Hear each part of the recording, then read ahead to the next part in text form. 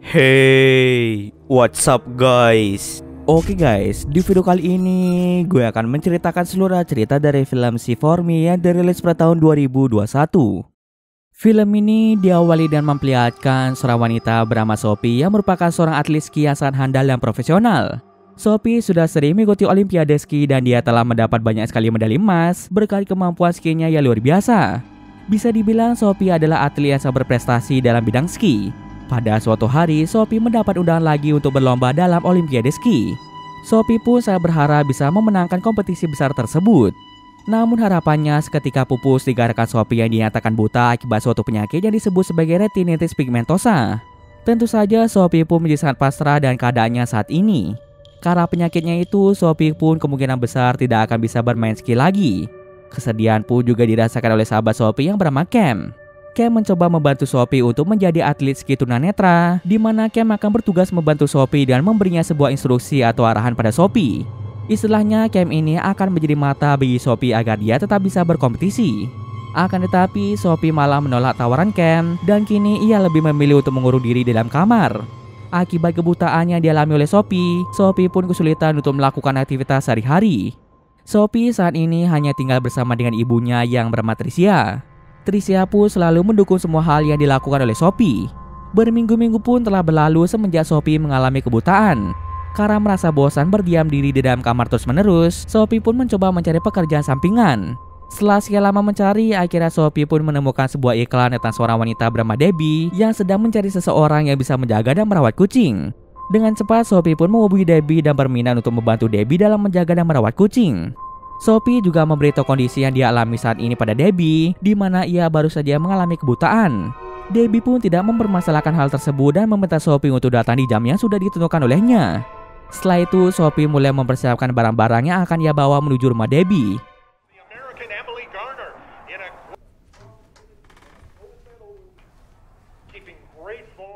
Setelah selesai memasukkan semua barang-barangnya ke dalam tas, Sophie pun berjalan secara perlahan agar tidak diketahui oleh ibunya bahwa ia akan pergi.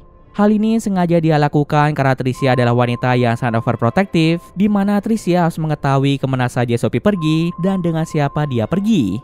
Tapi ternyata Tricia menyadari keberadaan Sophie yang hendak pergi. Tricia bertanya pada Sophie kemana Sophie akan pergi. Sophie pun langsung menjelaskan pada ibunya bahwa dirinya akan mengambil pekerjaan sampingan untuk menjaga dan merawat kucing. Tanpa berlama-lama lagi, Sophie pun berangkat menuju rumah Debbie yang terletak di tengah hutan yang jauh dari pemukiman warga. You think it's charity?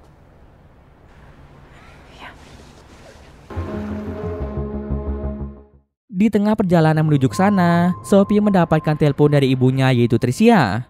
Tricia meminta Sophie untuk mengecek email yang telah ia kirim kepada Sophie. Ternyata Tricia mengirimkan Sophie sebuah informasi tentang sebuah aplikasi bernama See For Me yang akan membantu dan memudahkan aktivitas bagi orang-orang tunanetra seperti Sophie. Aplikasi tersebut akan membuat si pengguna tunanetra untuk bisa terhubung dengan seseorang melalui video call. Orang tersebut akan mencoba membantu para tunanetra melalui panggilan video call. Singkat cerita saja, Sophie pun tiba di rumah Debbie dan Debbie pun menyambut hangat kedatangan Sophie.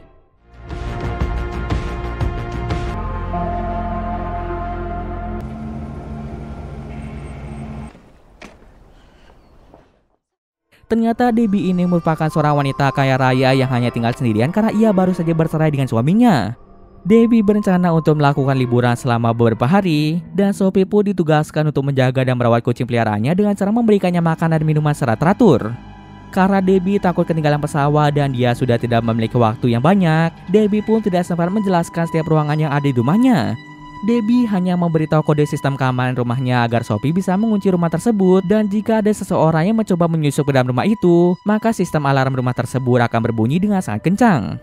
Setelah kepergian Debbie menuju bandara, hal yang pertama kali dilakukan oleh Sophie adalah memasangkan kalung alarm pada leher kucing tersebut agar Sophie bisa mengetahui keberadaan kucing itu. Karena kondisi Sophie yang tidak memungkinkan, akhirnya Sophie pun meminta bantuan sahabatnya yang bernama Cam untuk membantunya memperkenalkan setiap ruangan yang ada. Dengan video call tersebut, Cam terus mengarahkan dan memberitahu Sophie benda apa saja yang ada di sekeliling Sophie. Tak lupa, Cam juga memperingatkan Sophie bahwa di rumah itu terdapat beberapa anak tangga.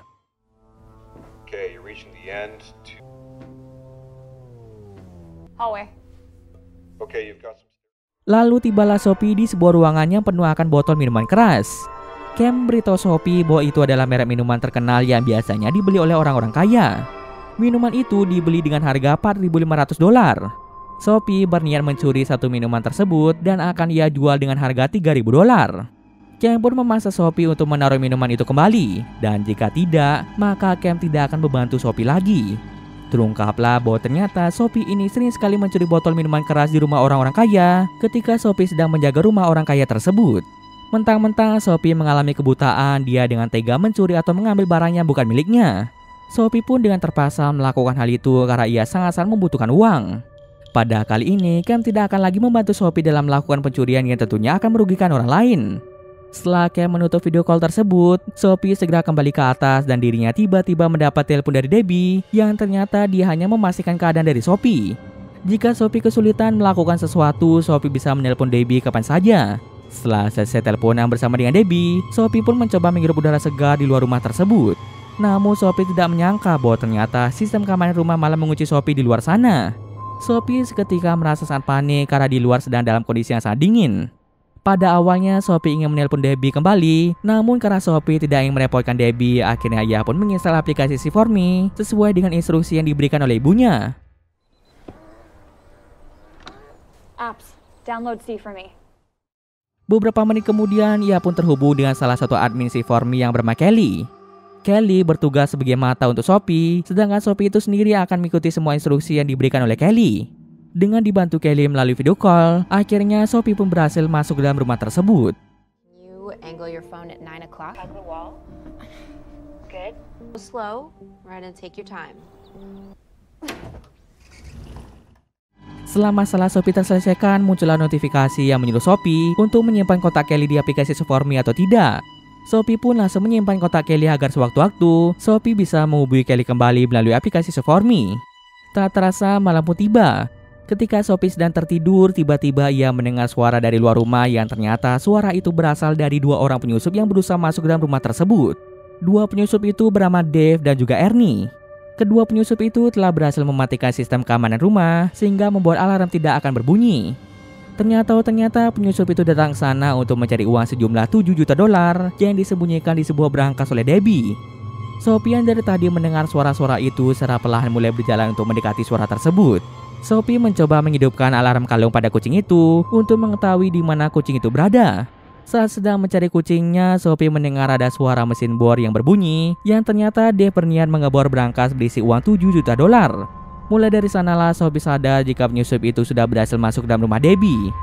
Tak ingin disakiti oleh dua penyusup tersebut, Sophie segera mencari tempat persembunyian. Namun ia malah secara tidak sengaja menjatuhkan barang. Ernie yang mendengar suara barang terjatuh tidak menyangka jika di dalam rumah itu terdapat orang lain selain Debbie. Dua penyusup tersebut ternyata sudah lama memata-matai rumah Debbie, dan ketika Debbie pergi untuk liburan, kesempatan itu mereka gunakan untuk mengambil seluruh uang Debbie yang berada di dalam berangkas.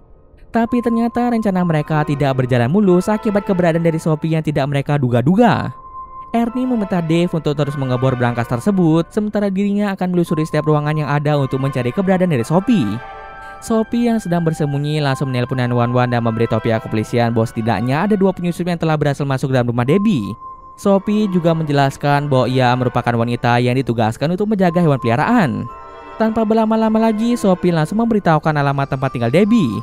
Polisi pun akan datang kurang lebih sekitar 30 menit, bahkan bisa sampai 1 jam, mengingat rumah Debbie terletak di tengah hutan yang jauh dari pemukiman. Dalam rentang waktu segitu, Sophie sangat yakin jika dirinya akan tertangkap oleh penyusup tersebut.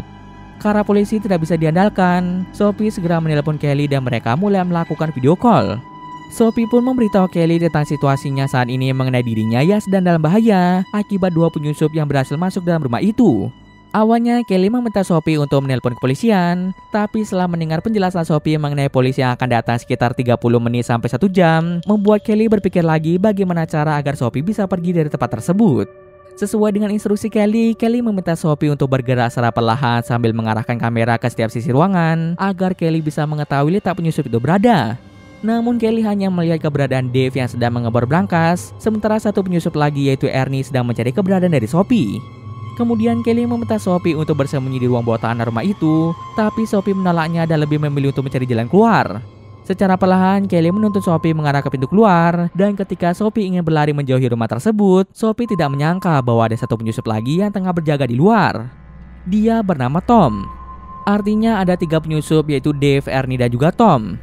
Tom pun langsung mematikan aplikasi C4Me yang digunakan oleh Sophie, dan secara otomatis video call Kelly bersama dengan Sophie pun terputus begitu saja. Menyadari jika Sophie sedang dalam bahaya, Kelly pun segera menelpon pihak kepolisian dan memberitahu polisi mengenai ciri-ciri Sophie yang saat ini sedang disandra oleh kelompok penyusup. Tango. No. One call for a home invasion. You need to get many blind female. Setelah Sophie tertangkap, Ernie mengambil ponsel Sophie dan melihat panggilan 911 yang telah dilakukan oleh Sophie, sehingga kemungkinan dalam beberapa menit lagi polisi akan tiba di tempat tersebut. Lalu Ernie pun menelpon bosnya yang bernama Rico untuk menanyakan hal apa yang harus mereka lakukan saat ini. Rico pun meminta seluruh anak buahnya untuk meninggalkan tempat itu untuk sementara waktu sampai keadaan benar-benar aman. Ernie, Tom, dan Dave pun menyalahkan Sophie habis-habisan karena gara-gara Sophie, mereka gagal mengambil uang sejumlah $7 juta yang berada di dalam berangkas. Sophie yang mendengar jika mereka ingin mencuri uang milik Debbie sejumlah $7 juta langsung berubah pikiran. Sophie yang awalnya takut pada mereka malah berniat membantu mereka dalam melakukan pencurian.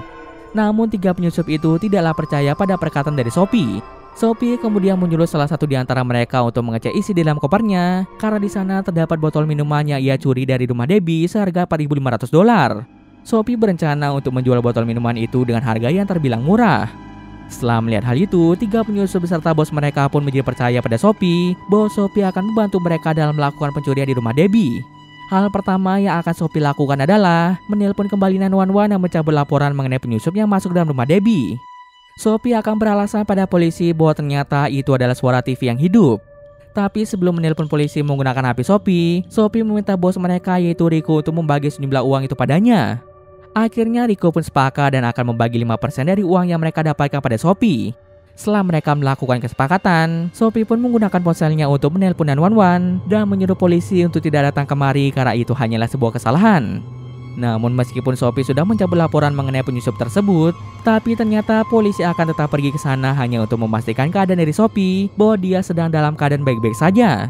Setelah mendengar hal itu, Sophie dan yang lainnya pun tidak bisa berbuat apa-apa lagi selain mereka pergi dari tempat tersebut. Sophie kemudian berjanji akan mengurus segalanya dengan mengusir polisi yang datang secara halus. Sementara yang lainnya disuruh bersembunyi oleh Sophie. Tak bisa lama datanglah seorang sheriff bernama Bruce yang datang ke sana untuk mengecek keadaan Sophie. Sophie pun tidak membuka pintu itu dan ia memberitahu sheriff Bruce dari balik pintu bahwa itu hanyalah sebuah kesalahan. Awalnya ia mengira suara-suara yang dia dengar merupakan suara dari penyusup, tapi ternyata suara itu berasal dari televisi. Sheriff Bruce yang mendengar hal itu tidak mudah percaya dengan perkataan dari Sophie. Oleh sebab itu, Sheriff Bruce meminta Sophie untuk membukakan pintu tersebut agar Sheriff Bruce bisa mengecek setiap ruangan yang ada di sana. Sophie pun terpaksa membuka pintu itu agar Sheriff Bruce tidak merasa curiga padanya. Sophie pun mengizinkan Sheriff Bruce untuk masuk ke dalam dan mengecek beberapa ruangan di tempat tersebut.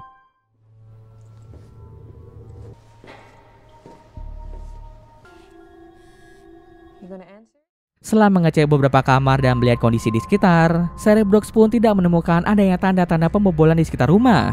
Tapi ketika Sheriff Bruce ingin pergi dari tempat itu, tiba-tiba dari radio ia mendengar kabar dari pusat bahwa ada seorang wanita tunanetra berambut pirang yang sedang ditahan oleh para penyusup.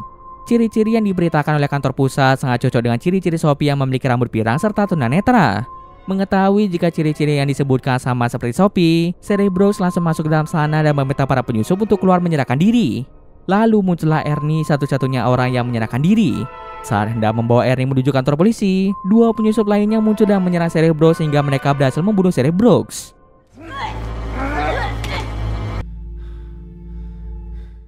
Melihat kelompok penyusup yang dengan tega membunuh seorang polisi, membuat Sophie pun merasa sangat ketakutan. Sophie pun segera pergi dengan membawa pistol milik polisi itu yang sempat terjatuh. Tak hanya itu saja, Sophie juga menghubungi Kelly melalui aplikasi C4Me. Dengan dibantu oleh Kelly, akhirnya Sophie berhasil mencapai ruangan taman.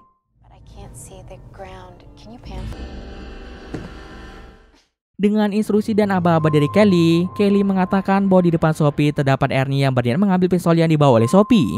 Melihat pisau yang dibawa oleh Ernie membuat Kelly takut jika Ernie akan membunuh Sophie. Tak ingin Sophie terbunuh, Kelly pun meminta Sophie untuk menembak Ernie yang saat ini berada tepat di depan mata Sophie. Pada akhirnya Sophie pun berhasil membunuh Ernie.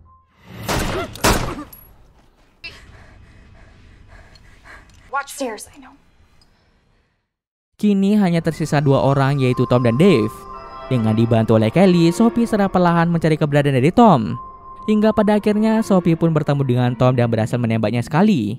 Namun ternyata satu tembakan belum cukup menumbangkan Tom, dan setelah menembak beberapa kali akhirnya Tom pun berhasil dibunuh.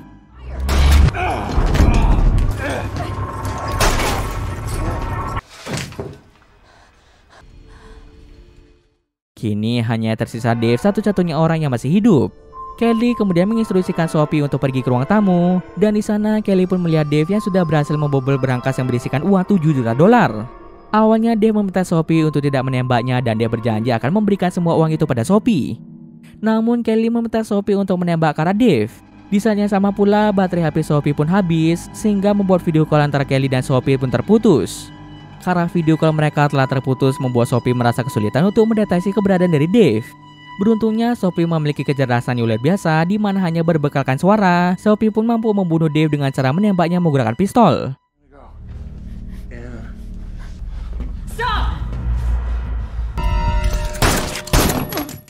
Tak bisa lama datanglah bos mereka ke tempat itu yang tak lain merupakan Rico.